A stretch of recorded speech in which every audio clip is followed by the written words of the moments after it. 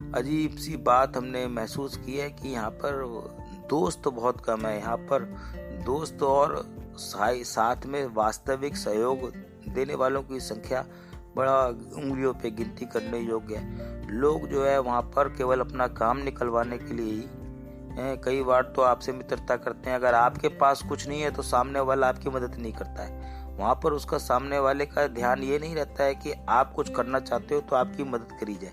वहाँ पर उसका ध्यान ये रहता है कि आप जो है आपके पास क्या है जो आप उसको पलट के दे सकते हो। अगर आपके पास पलट के देने के लिए कुछ नहीं है तो सामने वाली कोई लेबोरेटरी, कोई भी प्रोफेसर, कोई भी आपका व्यक्ति आपको मदद करने से पहले शक हो जाएगा, अरे इनके पास तो कुछ नहीं है, इनको कौन क्या दे।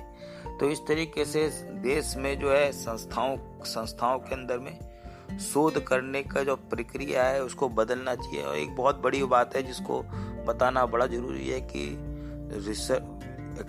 हमको किसी केमिकल या किसी विषय के ऊपर में रिसर्च करनी होती है, ना कि प्रोफेसरों के द्वारा स्टूडेंट के जीवन पे रिसर्च करनी है। हम स्टूडेंट के ऊपर एक्सपेरिमेंट नहीं कर सकते हैं। हमको किसी टॉपिक पे रिसर्च करनी है और किसी प्रोफेसर का अगर किसी विषय के ऊपर में महारत हासिल नहीं है और वो उस विषय को अपने स्टूडेंट को दे देता है तो वो स्टूडेंट तो वो 4 साल के बदले 8 साल तक पीएचडी में लगा रहता है काम करने में। और वो प्रोफेसर जो है उसको खुद ही नहीं पता लग रहा था कि पेपर रिजेक्ट होकर आ रहा है तो उसको ठीक कैसे करे, क्योंकि उसने वो विषय को पढ़ा ही नहीं होता है। उसने तो बस एक नया टॉपिक बनाया होता है, नया टॉपिक जो उठा के वो स्टूडेंट को दे देता है। तो इस तरीके से बहुत सारे जो छात्रों का जीवन जो है अंधकार में हो जाता है। उनका जो जीवन का जो क्रीम टाइम है, जब उसको नौकरी करनी है, उसको परिवार चलाना है, उसको शादी करनी है, उसको घर की जिम्मेदारी निभानी है, वो कीमती समय में वो 7-8 साल जो है रिसर्च करते करते गुजर जाता है। उसके बाद उसको नौकरी नहीं मिलती है। अब CSIR बाकी जगह पे JRF या RA और ये जो पोस्ट डॉक की वैकेंसी निकलती है उसमें जितने लोग देश में PhD कर रहे हैं और वो देश की एक इंटेलेक्चुअल प्रॉपर्टी है और वही देश को एक महान बना सकती है। लेकिन अगर उतने लोगों को आप रिसर्च करने का, आगे बढ़ने का मौका ही नहीं दोगे तो वो उनके 6-7 साल जो उन्होंने रिसर्च में लगाए थे वो देश ने उनकी फीस भी कम लेके, सब्सिडी में उनकी फीस लेके उनको PhD 6-7 साल में उन्होंने PhD की। अब उनको मौका नहीं मिल रहा है। वहाँ पर भी फिर जो आदमी मैनिपुलेट करके 30 पेपर निकाल दे रहा है वो आदमी को पहले मौका मिल जा रहा है। जो आदमी ईमानदारी से 2 कर रहा है उसने कोई हाइपोथेसिस सोची है और फिर उसने कोई नई बातों को विज्ञान में प्रूव किया है। तो वहाँ पे मैं वही कहना चाहता हूँ कि इंटरव्यू के दौरान पे बाकी जगह पे लोगों की नज़र संख्या बल पे ज़्यादा है, क्वालिटी के ऊपर लोग ध्यान नहीं दे रहे। और ये बात क्योंकि बहुत बार ऐसा होता है कि इंटरव्यू में उसके ने क्या खोज की उसके बारे में वो सवाल ही नहीं पूछते।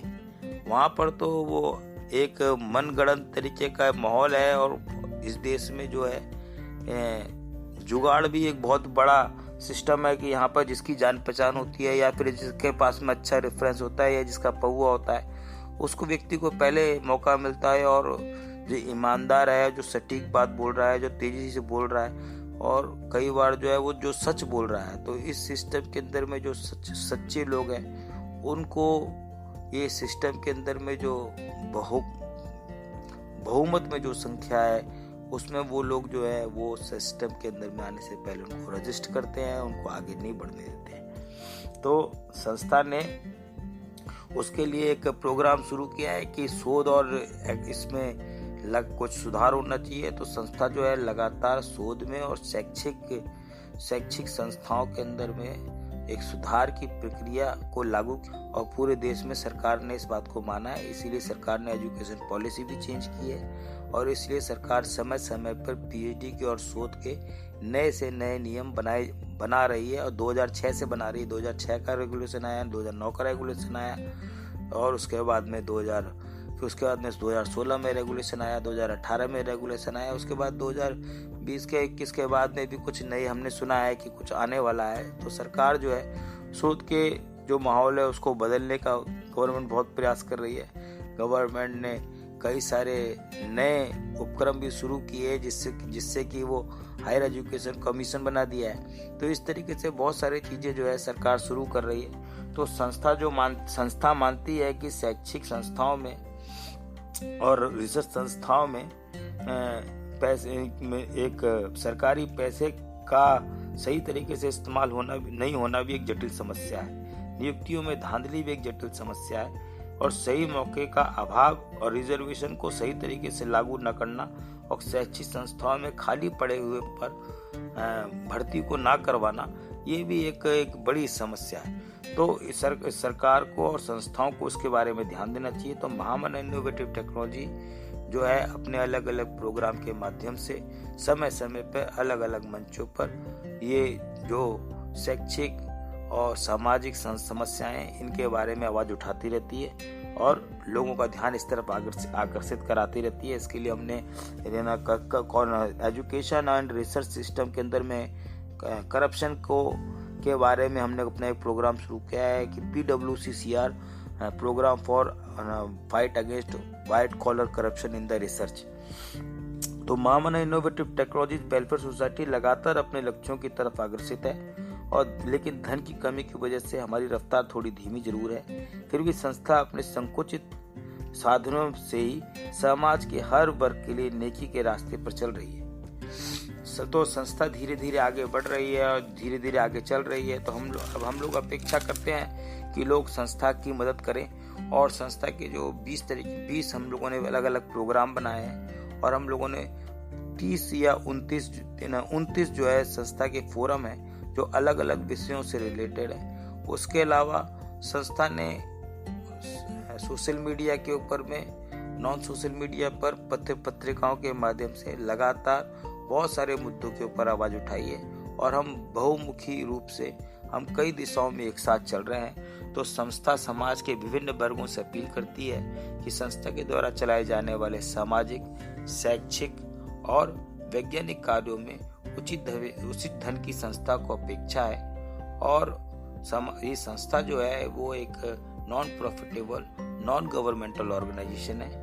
तो हमारे एज पर बाय लॉज जो है हम कोई भी प्रॉफिट का काम नहीं करते हैं। हमारा जो भी काम होता है कि डोनेशन या फिर ग्रांट या फिर चंदे से ही हमारी संस्था आगे बढ़ती है। तो अभी तो क्या है कि हमारे जो कुछ मित्र हैं और हम स्वयं भी जो भी हमारी तनख्वाह से हमारी जो नौकरी करते हैं वहाँ से जो तनख्वाह हमको मिलती है उस तनख्वाह के पैसे को हम संस्था के ये सामाजिक कार्यों में हम लगाते हैं। तो आप सभी लोगों से हम जो भी हमारी इस बात को सुन रहे हैं उनसे हमारी अपेक्षा है कि वो संस्था की मदद करें, संस्था को और बेहतर तरीके से उसके उद्देश्यों की पूर्ति के लिए आगे बढ़ने के लिए हमारे लिए रिसोर्सेस की और फंडिंग की हमें ज़रूरत है।